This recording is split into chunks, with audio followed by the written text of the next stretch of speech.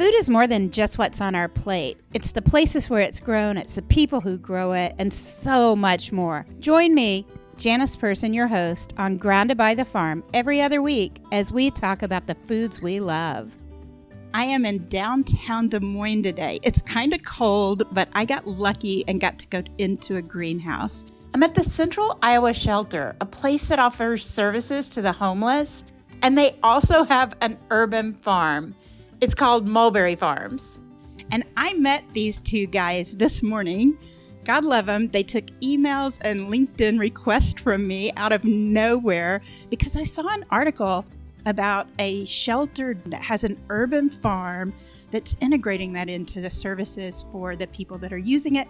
But you're also selling lettuce to restaurants. So there's like job skills. There's all kinds of things. So Aaron, help me with your last name first. Thormodsen. I knew I was going to get it wrong if I tried. So now, Aaron, what is your role here? I am the urban farm manager. All right. And then Josh Bain. I'm the director of farm and food, which basically means I want to help stitch the farm together with our community kitchen here and other kitchens in our community so that we're truly a united program and not compartmentalized. I love it. So it helps take a holistic view. So Aaron's Absolutely. more focused on the growing the plants, the getting the right people to help grow the plants. One day fish will be farmed. My title's pretty self-explanatory. It's an urban farm and I manage it. and then he helps locate some of the places you're going to be selling to, and all of it's done ultimately together. But most of the time you're focused on the farm side, and most of the time he's focused on the food side. Yeah. I'm in the greenhouse. He's on the computer. I think I got the better job. I really appreciate you showing me through the greenhouse and people will see from the video.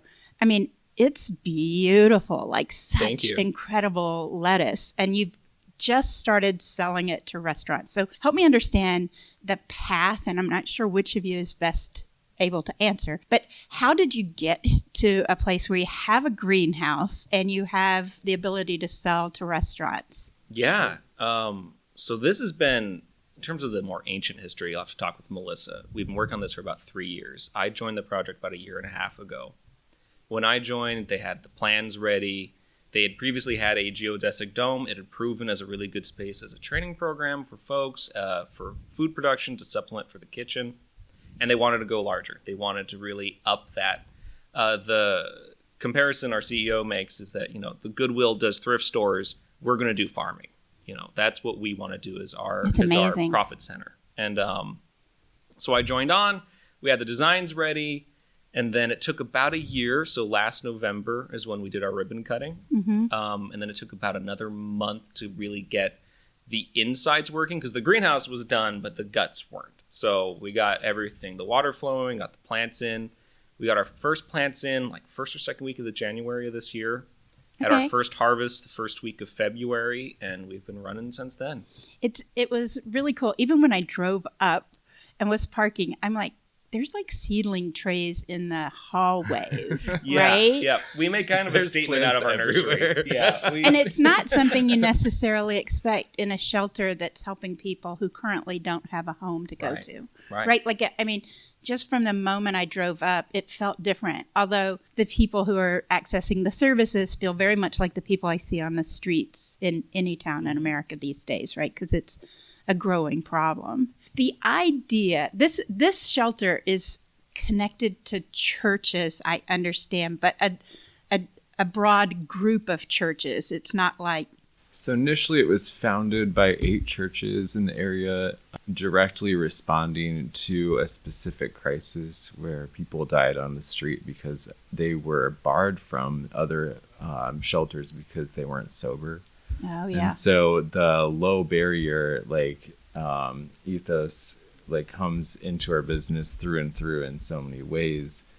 We don't want that to be a reason someone's left out in the cold. We also don't want that to be a reason someone doesn't have a job. So our training program is certainly that, low barrier. There's very few restrictions to who we employ because... who else will? Exactly. And it's really kind of a starter program for folks who may have fallen out of the job market for one reason or another, falling out of the housing market for one reason or another. And instead of saying getting donations of clothing to then sell to other people, what you're doing is having people come in and they can work. Today we saw people harvesting your lettuce to go to restaurants. And so where all does this food go? Oh, several locations. We have several accounts right now. So the stuff we saw today is going to Farm Table Delivery and Iowa Food Co-op. Okay. Iowa Food Co-op, you can actually go to their store location and buy our lettuce on the shelf. Oh, nice. They're the first group able to do that for us. But the majority of it is going to restaurants. Big Grove has been a really good partner to us. Amazingly supportive. Yeah, they've been super supportive to us. And we're working on building other relationships beyond that. And you serve the lettuce here. Oh, yeah. So we deliver about 30 to 50 pounds of lettuce to the shelter weekly. But we still have an additional 200 to 300 pounds that we're looking to move a week. Okay. Which is between 1,000 and 1,400 heads a week. Yeah. Currently, most of our excess is going to the Food Bank of Iowa.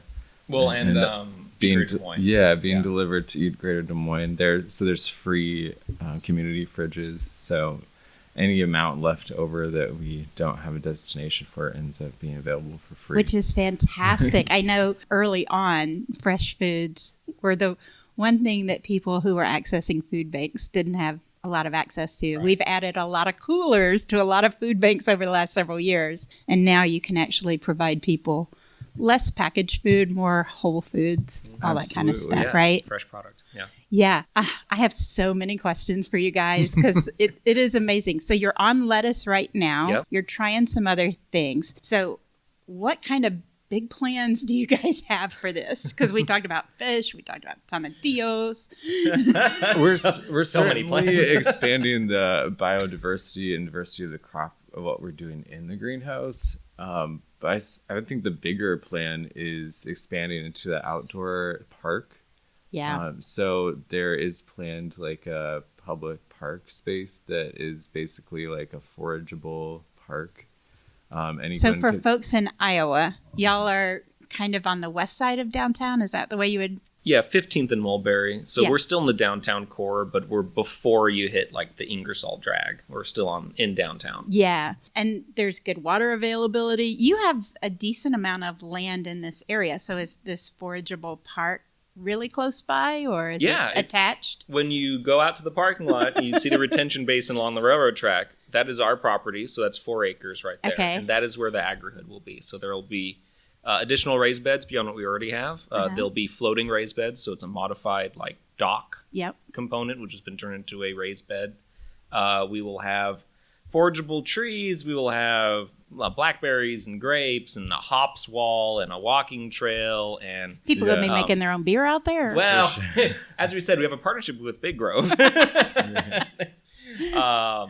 So there's all sorts of aspects. A volunteer hub, our own little outdoor pantry space, so like a community fridge and community pantry outside. Okay. Your heirloom tomatoes along the sidewalk were pretty popular Yeah, last they year. were really popular. I got to say, the little tiny tomatoes that you can easily pop in your mouth, Absolutely. those, I can eat those all day. I have them on my walkway to the front door of my home. We had some super sweet 100s and some Brad's Atomic grapes, and those are really fun to try out because, you know, as a backyard gardener, you're always thinking like, oh, I want to try something different. Everyone thought they were eggplants, so they left them alone. Except for my trainees who knew what they were and went through and picked all of them because they were the better didn't tomato. have to share. And they were like, great, these are all, I know what I'm doing. I'm getting them all. And then the super sweet 100s, I mean, they were cleared out every day. There was nothing being wasted on those. Yeah. So last year how many years have you grown outside? Was last year your first or? For me, it was my first. Okay. But we've been doing some form of outdoor growing for 8 years. Yeah, in all sorts of different capacities. The program started very small. Initially, it was just sheerly inspired to like feed nutritious vegetables in the community kitchen here. Okay. We give away about 600 meals every day for free. Yeah. A lot of that is totally supported by community partners that give like food rescue, like casseroles and like just amazing, like even like crates of produce. But that wasn't, you know, that's been a long time like in the making, and those partnerships have been built over the years. So initially, like there was like a very big need to feed the people in the shelter, and That was like the most direct way to do it. Yeah. Yeah. It's amazing the difference. When you see your trainees, I guess is what you call the folks that work in the greenhouse and stuff. Do you see a shift? Like, I have been so proud of myself for producing food, right? Like in my backyard garden. Oh yeah. Oh yeah.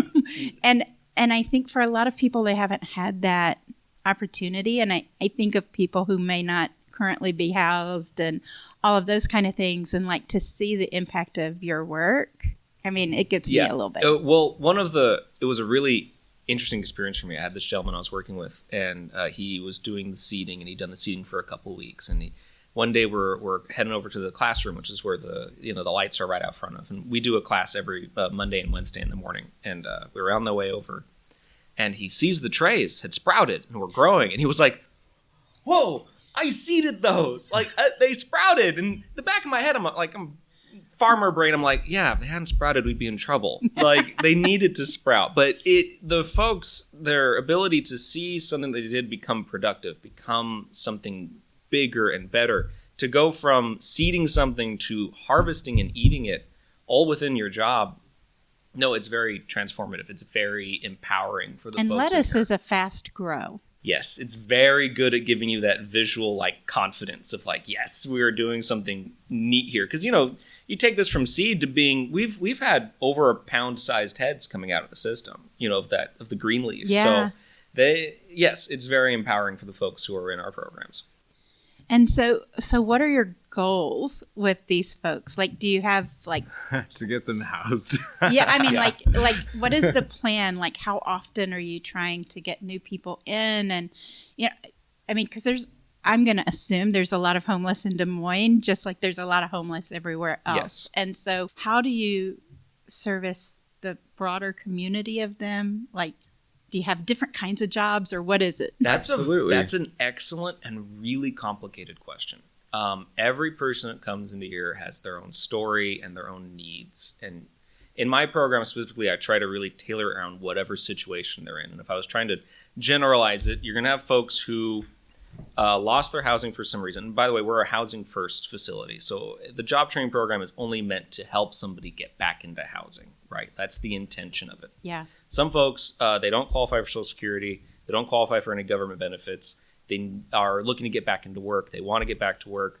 And what they need is basically a stepping stone. Maybe they haven't worked for 6 months or a year, and they need to be able to get back into the rhythm of 7 to 11, Monday through Friday. I'm going to be here, and this is the work I'm doing. And some of it is the physical aspect. Like, it can be very exhausting working a full-time job. And if you aren't doing that for 6 months, you lose that endurance. So that's what the program provides, is the ability to come in, work for 3 days, and then miss a day because you were so exhausted you overslept everything.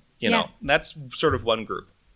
The next group is folks who are in some way disabled. They are looking to get on Social Security, and they need time, and they need money, and they need something to do while they're working on that process. Mm-hmm. And so that's what the program also provides, is that sort of mental health aspect, that something to do every morning, something to keep yourself busy, keep yourself occupied, and feeling empowered by being in the program. And that's sort of the second group. And I allow both groups in. Both groups have the same intentions of helping them get into housing. And so really, I'm a wraparound service for the case managers. Maybe a case manager needs to talk to somebody about their Social Security application. They know where to find them every morning. They'll be in the greenhouse.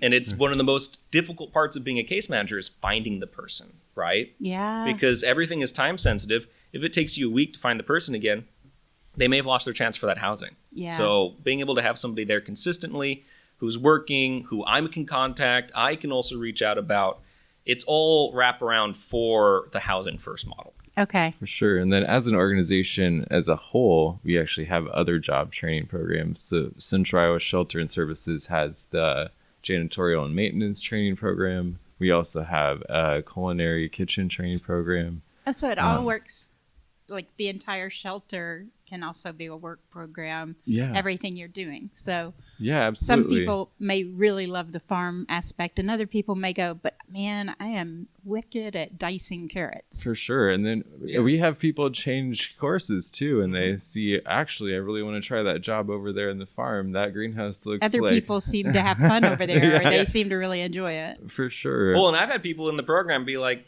actually, I really like being in the kitchen. The kitchen seems like the fun place. And I'm like, go for it. Totally. Yeah, different things John's strike great. different people. Yeah, and absolutely. the through line is probably that each one is teaching a universal soft skills. So just the ability to show up to work and come like with a good attitude, and all those things are actually like job requirements anywhere.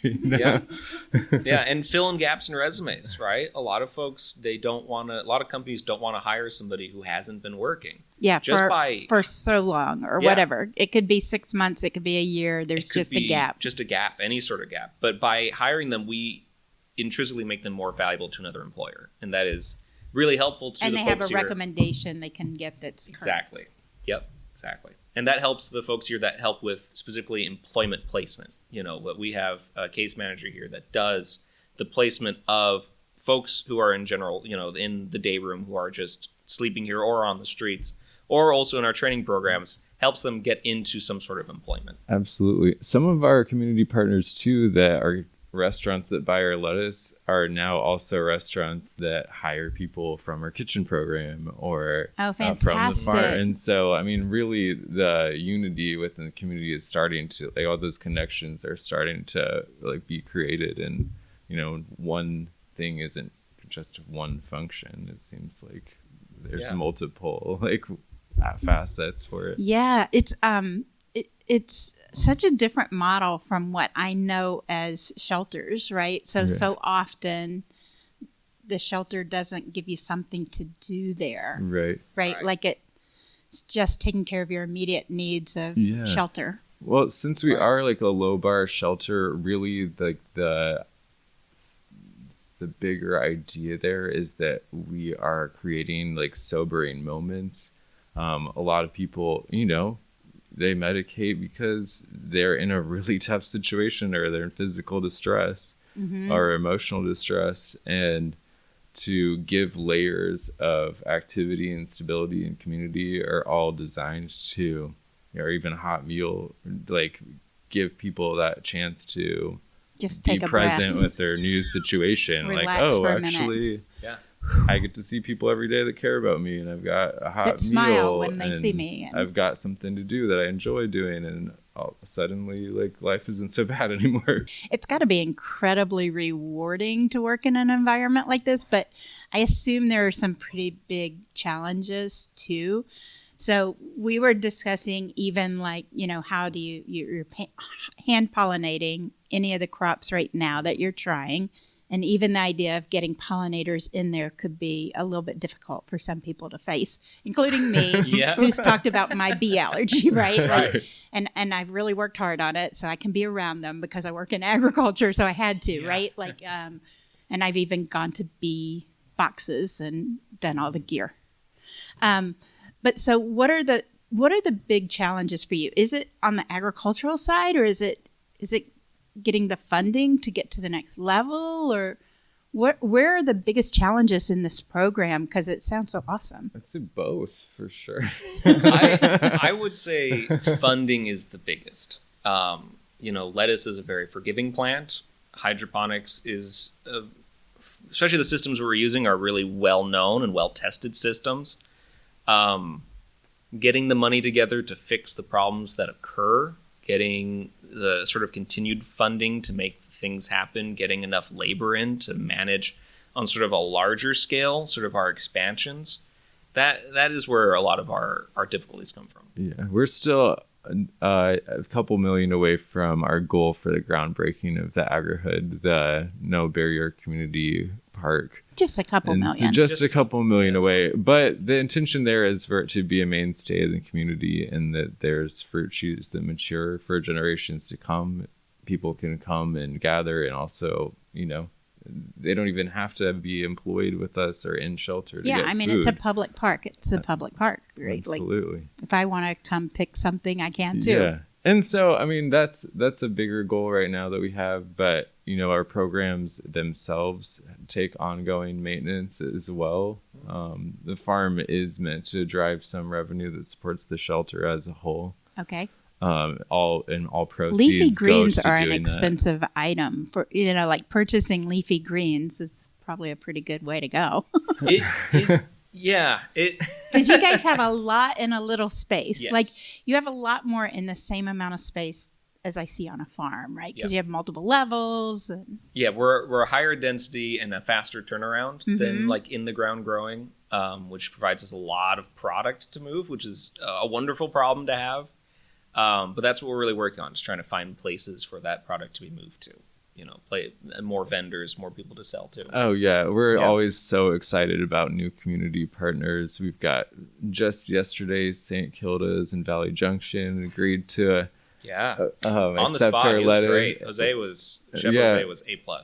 Yeah, I like that meeting. Yeah, I mean, those are always exciting moments that we get to like firsthand witness our community signing up to be an ongoing support of what we're doing in our mission. So it definitely keeps us going, I think. Yeah. So one of the other things we talked about is trying to find those niches that people can't otherwise fill locally. So you said there were a few different kinds of food that you're testing out. What all are you looking at next? Yeah, I mean, we have different chefs in the community requesting different herbs for their unique cuisine. We're also hoping to plant a diverse rate of fruit-bearing food out in the agri-hood, so more seasonal foods outdoors. Yeah, native plants that are fruit-bearing, and also fruits that would accommodate people in like diverse cultures. So that, you know, I think apples, because I'm from Iowa, and like growing apples and making apple pie is like where I come from and what I have to offer. But home is so different to so many other people, and so, you know, being open to growing like diverse amount of crops so that other people get to have that same shared feeling of home is and if you can get them to either grow in a greenhouse or find ones that are more weather tolerant of the Iowa food scene. Absolutely. Yeah, because that's probably a little bit of an issue for some of us, right? Like, I love that you were growing okra. That's like my home. Like, I'm from Memphis. Like, we love that down home. And collards. Yep. You're trying collards, mustard greens, dill, parsley, cilantro. Poblanos. We're getting some poblanos out there. Habaneros, serranos, tomatillos. Good grief, what else did we just put in? Shiso, we just seeded. Shiso. We're doing a rainbow chard. We're doing chicory, fresh dill. Yeah, all sorts of fun stuff. That's the fun part for me, right? Like, I get to just start experimenting with stuff at this point. Like, we get to just see what works. A lot of restaurants have asked for, you know, like we mentioned, the dill, fresh cilantro, and then we're working towards a spring mix, you know, which is what the chicory and we have like a Frizzy Lizzy mustard green, which is kind of a prettier one, and then working towards some other lettuce varieties, which are more aesthetic and mix well. They look really pretty on the plate for the chefs, right? Sure. Like, because the thing is if you're talking about that spread of types of things that you're serving at, you know, if I'm going to pay really big money at a restaurant, I want it to look beautiful and taste awesome. Absolutely. Absolutely. We want our home chefs to be happy too. So we're actually launching like a CSA program too, where, I mean, it's CSA in so many other ways, but in the conventional way, you think of a CSA box that you would subscribe to come and pick up every week. We're hoping to boost the diversity to make those boxes exciting too for any home cooks that want to support our mission. Wow, I am blown away. So do you know of other states or cities where this type of model is being used? Because I've never really heard of it being agriculture in this situation, which is what made me so excited about it. So we've done a bit of research to try and figure that out, because we've asked ourselves the same question. Yeah, I mean, we want to learn from what's working. Yeah, we'd love to have other people to ask questions too. And the only one I remember off the top of my head is... I believe it's called Solutions Farms. It's in San Diego, California. And what they do is they provide employment training to folks who were, I believe, previously homeless. They're not currently staying in a shelter. Okay. So they don't provide housing for them. They provide the employment aspect, which is what makes actually our situation, from what I can tell, the only, you know, greenhouse operated by a active emergency shelter, and especially a wet shelter. Like, we allow people to come in who are under the influence of anything and still provide them services and what they need to get back onto their feet. Yeah, the only caveat there is that like once you're here, we don't tolerate further use. There's no using, but you can come in under the influence. Yes. Yeah. But to be operating a controlled environment, multi-layer hydroponic and aquaponic system in a wet shelter, I don't think anyone else has done that yet. That's pretty wild. I mean, even figuring out other things that might closely relate to it is kind of hard, right? Because the amount of labor turnover you have versus other places is a really different quality. And then, at least from what I know, the indoor agriculture that's serving restaurants frequently has like a staff that's like solid. They're there. They know how to do the problem solving and stuff like that. So it's a really dynamic situation you guys have created. But if you were going to have that, wouldn't you have it in Iowa? Like where agriculture is like central to the world, right? Yeah, absolutely. Even here in Iowa, though, we find that we're still doing something new, because most people will get pushback and be like, that's a farm? And just even the like idea of what farming is has such deep roots here that are like in row crop and so many other modes of doing it. And so, I mean, we're teaching like new vocational skills, and of course, like skills that people already have and bring to the table are useful. But, we're definitely exploring like urban controlled environment ag, like in a pretty interesting way. Yeah. Well, I think urban ag is still so new for a lot of cities, right? So the fact that yours is different than most urban ag that we've talked to and stuff. Like a friend of ours on the south side of Chicago has a great urban farm, and she's trying to teach people in Chicago about urban farming. So you might want to talk to Natasha at some point. Sure. But she's not doing greens in greenhouses, right? She's got lots of raised beds and some of those kind of things, but she's also working with neighbors, and the hope is this helps create community from the neighborhood. But you guys are looking to create community with the shelter, with businesses, with people across Des Moines. So it's a very interesting model of building community and helping infuse the community back with people who somehow pulled away from it or been pushed away from it, or however we want to talk about it. Or they're brand new to our community. A lot of times we think, someone from our own community has become homeless. But a lot of times we discover that people come to Des Moines already homeless because they've heard there's opportunities here, or they know someone. They thought there was going to be a job, maybe. Yeah. And so we're actually almost like the first connection point to what they might discover to be their community.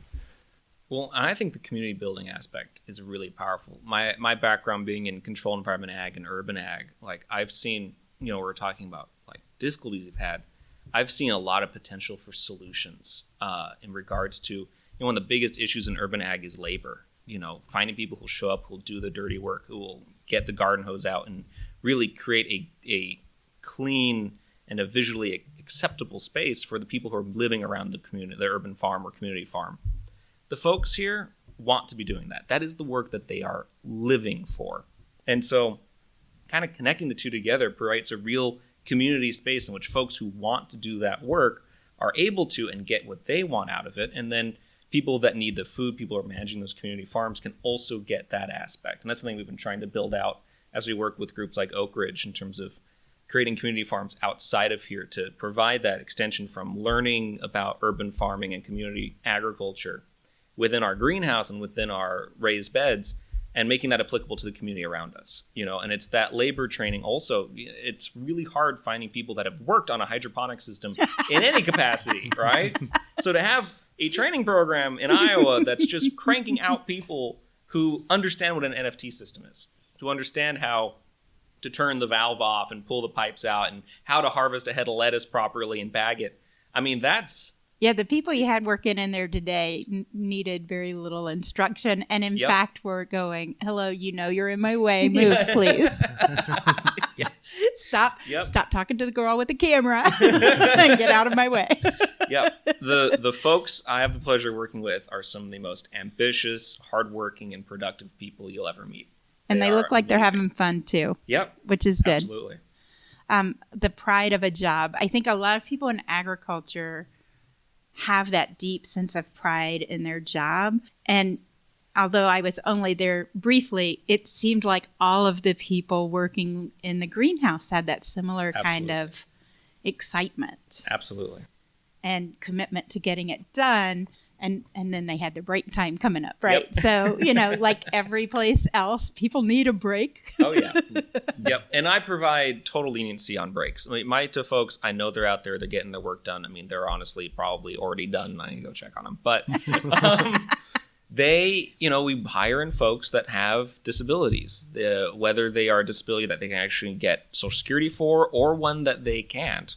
They all have the right to work in the same space. And so as long as they are working reasonably and not taking frivolous breaks, and you can easily tell the difference, come back in, refreshed and ready to roll, and they get their work done. Yeah. That's the way I like it. For sure. The workday itself, too, is 4 hours because we want to leave plenty of time in the day and energy in their hopper to do the tasks they need to do to go look for jobs, look for housing, whatever it is. Absolutely. Housing first. Always housing first. Yeah. Wow. Okay. I have to go. Aaron is checking his phone, and I tried so hard to make sure I asked all the questions I knew were Aaron questions because he has an important delivery to make. And you do not mess with chefs when it comes to their deliveries. No. So thank you so much. Yeah, thank you. I'm going to let Josh continue in case there are things I failed to ask and stuff. But thank you, Aaron. See you later, Josh. Yeah, pleasure talking with you. Thank you. Thank you, Aaron. I love it. So, so the shelter's been here a long time, 8 years, or it was much that longer. You've been doing the farming side. Yeah, it was the 90s or something that the shelter for sure. I believe it was 92. Yeah. Okay, because I did actually try and do my research a little bit. So, Thank you for the shelter's been there. here a long time, but this is a gorgeous facility. Yeah, so, it's received a lot of community support, private donations. We're also receiving a lot of support too from the city of Des Moines because of the amount of services across the board we're able to administer from this one hub. Right. Do you have an idea of how many people you serve a month, or? That's a moving target, but on average, we've got 200 people in the building. Okay. Definitely.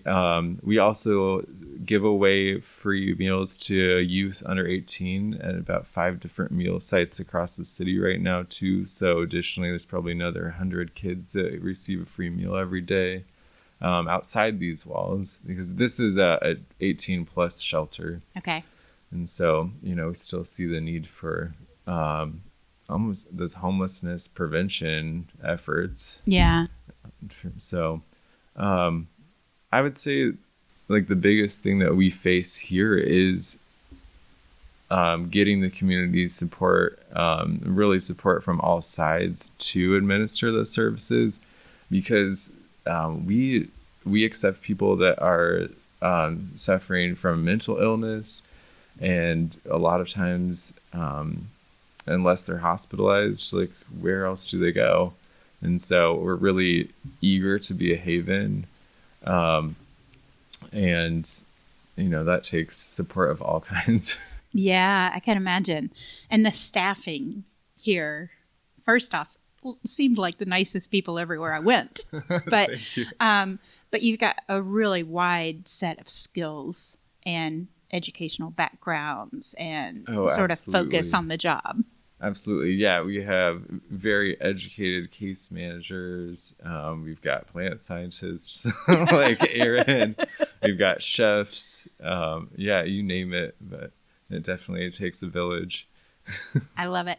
Well, next time I come to Des Moines, I'm going to have to come back and see where you are in the establishing of the agri-hood. Yeah. What is the welcome. the plan for that? Like, I know you've already got raised beds and stuff. So this summer, people in the community could actually just see what you guys have going on in terms of raised beds and stuff. But for sure. That plan of development, how long? So this season, we are getting a lot of volunteer support with those community garden efforts. So we are planting edible plants and pollinator-friendly plants like along the sidewalk and in those perimeter plantings right now. So we're really focused on at least provide something with the space we've got while we work on the interior. And we plan to break ground. There's a lot of earthwork needs to be done to develop the parks, and we're hoping that happens in spring of 24. Okay. Yeah. So maybe in summer of 25, it's beginning to get set up closer to what you're envisioning. Yeah. Yeah, that's absolutely the goal. For sure. That's pretty close timeline in the world of, millions of dollars of investment. But yeah, well, our overarching goal is to help end homelessness, and so no time like the present. We've definitely got a fire under us. Yeah. So if people want to look you guys up, where are you online? You can reach us at centraliowashelter.org. Okay. And we also have, we're on Facebook and Instagram as well. So Mulberry Farms, the name of our farm, is just like a subsidiary, but it's the lines are extremely blurred on purpose. Yeah, the service is in, the service is out. It's all worked under the bigger CISS. For sure. Kind of structure. Yeah, and additionally, you can find us at the downtown Des Moines Farmers Market this summer every Saturday morning. Aaron will be there with our trainees selling lettuce and herbs and cut flowers and all kinds of goodies. Oh, that sounds perfect. Yeah. So check out the websites, check out the social media properties. If you're in Des Moines area, check out like their CSAs are coming and some of that kind of stuff. You're going to want to stay in touch because there's a lot of stuff developing. So there's always going to be something new coming out of Mulberry Farms and Central Iowa Shelter. For sure. Yeah. And don't be afraid to reach out because obviously people like me reach out and we find you and end up here.